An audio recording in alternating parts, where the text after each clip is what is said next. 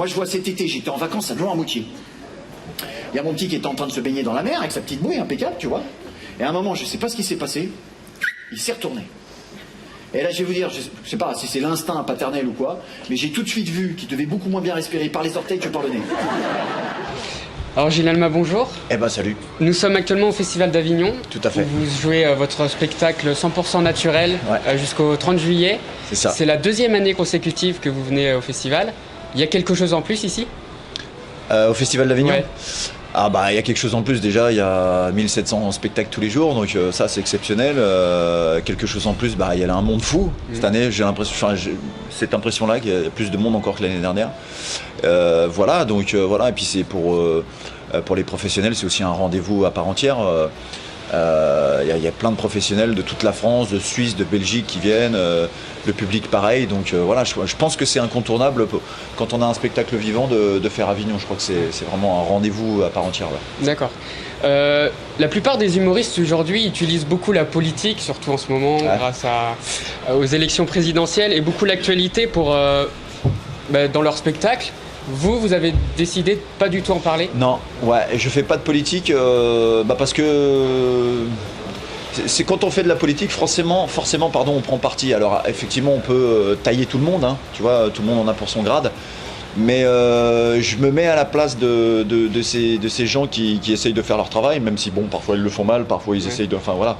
Et je me dis que c'est dur aussi pour eux finalement, même si on les aime pas trop. Et donc voilà, j'ai pris le parti en fait de ne pas dire de mal des gens, quels qu'ils soient. Il y en a qui parlent aussi des personnalités, de télé, de chanteurs. Voilà, donc je dis pas de mal des gens. Donc c'est mon credo d'essayer d'être gentil. D'être gentil. En dehors de la scène, vous êtes également acteur. Au cinéma, on vous a vu dernièrement dans la comédie de Danny Boone, Red Dingue. Quelle ambiance dans le tournage avec Danny Boone, Alice Paul. Alice Paul, écoute, Alice Paul, c'est un amour, cette fille. Moi, je l'ai rencontrée sur Vilaine. C'était un film que j'ai tourné en 2008. Depuis, on est resté en contact et c'est grâce à elle que j'ai fait Red Dingue. Elle a appuyé un petit peu ma candidature, on va dire. Et alors Danny Boone, écoute, exceptionnel, je peux pas dire grand chose, c'est que il est réalisateur, il est comédien, il est producteur, il est scénariste, il fait tout de A à Z. C'est un des mecs qui fait le plus d'entrées, sinon le comédien en tout cas qui fait les plus gros chiffres au cinéma français en comédie. Et le mec a pas le melon, il est professionnel, il est sympa. Enfin voilà, moi j'ai fait 10 jours sur le tournage, donc je le connais pas dans la vie, si tu veux, ça se trouve il viole des enfants, mais non, mais ce que je veux dire par là, c'est que c'est vraiment un chouette mec, un chouette type, et c'était vraiment une belle expérience. Ouais. En dehors de l'acting, est-ce qu'un jour c'est possible qu'on vous voit porter la casquette de réalisateur? Ça vous plairait? Ah bah écoute, j'ai tourné une petite série, je sortirai sûrement ça à la rentrée, ça s'appelle Momo et le videur. D'accord. Donc voilà, donc je suis réalisateur sur ce truc-là, et voilà, t'as mis le doigt dessus, voilà. Mais ouais, j'écoute, moi j'y ai pris goût dans nos chers voisins, parce que c'est vrai, j'ai vu passer pas mal de réalisateurs, on a énormément appris, on a tourné l'équivalent de 500 longs métrages, je sais pas si t'imagines. Donc on commence à avoir l'œil aussi, nous les comédiens, et donc j'aimerais bien continuer en tout cas, parce que j'ai commencé un petit peu, mais continuer à faire un peu de réal, c'est un super truc que j'aime beaucoup. Du coup on va parler maintenant de la série qui vous a fait connaître, Nos chers voisins, qui est diffusée chaque soir sur TF1. Vous y jouez le rôle d'Alain Stuck depuis 2012, depuis sa création. Et le mois dernier, TF1 a annoncé l'arrêt de la série. Et il paraît que vous avez tourné la dernière scène sans savoir que c'était la dernière scène. C'est vrai? Ouais. Et quel sentiment, le fait que vous n'étiez pas au courant? Quand t'es pas au courant, t'es tranquille. Oui. Déjà dans un premier temps, t'es pas malheureux. Hein. Donc alors en fait c'est Joy et JB, Joy Esther et Jean-Baptiste Chelmerdine, mes petits chouchous qui ont annoncé au Festival de Monaco qu'effectivement ils avaient cassé les décors. Donc ça c'est la vérité. Ils ont cassé les décors.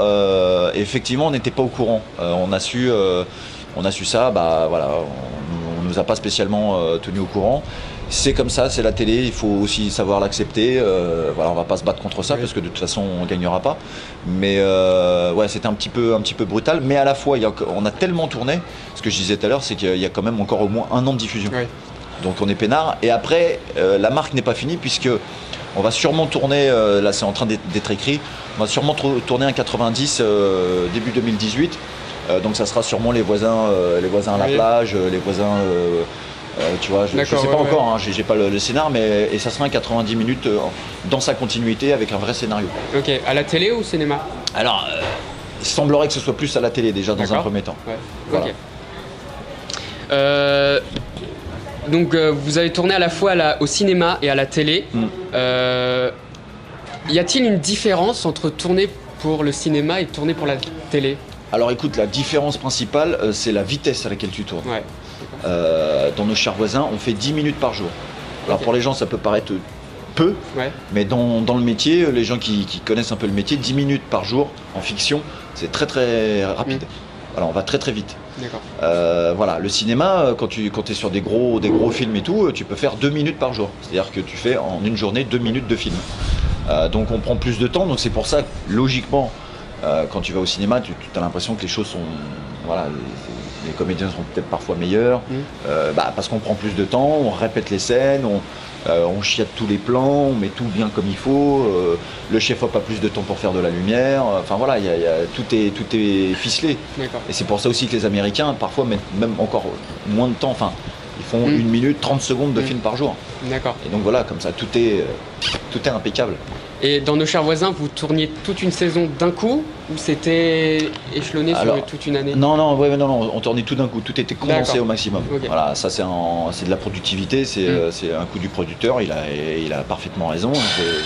Lui il est là pour aussi essayer de faire en sorte qu'on tourne au maximum, donc ça lui coûte moins cher puisque ça prend moins de temps. Donc voilà, donc c'était condensé à chaque fois. D'accord. Donc en dehors des caméras et de la scène, vous êtes également ce qu'on peut dire un artiste au grand cœur, puisque vous mobilisez pour des associations. Vous êtes l'ambassadeur d'Ella. Est-ce que vous pouvez nous parler de ce qu'est Ella, de ses combats et comment nous on peut aider l'association? Alors écoute, alors j'ai la chance aussi d'être parrain de plein d'autres associations, donc je mets Ella. Je mets Ella parce que c'était les premiers à qui j'ai dit oui. Donc Ella, c'est une association qui lutte contre la leucodystrophie. La leucodystrophie, c'est une maladie génétique qui est rare et qui semblerait être de moins en moins rare, ce qui est plutôt emmerdant. Et donc voilà, ça te chope le système nerveux, ça te déglingue la myéline. C'est comme un câble, un câble électrique, et on enlève ce qu'il y a autour du câble, et donc ça dégrade le passage des informations. Donc voilà, donc ça touche bien souvent les enfants, ça les paralyse et puis ça les tue. Donc c'est une maladie vraiment pourrie, et voilà, j'ai eu un coup de cœur. Moi, j'avais fait Qui veut gagner des millions. J'avais joué pour cette association sans le savoir, on m'avait appelé comme ça, et j'ai rencontré Jean-Claude qui s'occupe des personnalités de l'association. Et puis après j'ai fait 2-3 jours avec les familles en vase clos, je les ai rencontrés, c'était vraiment des beaux moments. Et donc voilà, je me suis dit, je joue avec le t-shirt, je me prenais la tête pour savoir ce que j'allais mettre sur scène, et je me suis dit ce serait pas mal de mettre ce t-shirt pour en parler dans mon spectacle. D'accord. Alors la dernière question, je la pose à tous les artistes que j'interviewe. Le dernier, c'était Baptiste Le Caplin. Ouais, super Baptiste. Oui. Est-ce que le Gilles Alma petit serait fier du Gilles Alma qu'il est devenu aujourd'hui? Je pense qu'il y croirait pas. D'accord. Et je pense pas.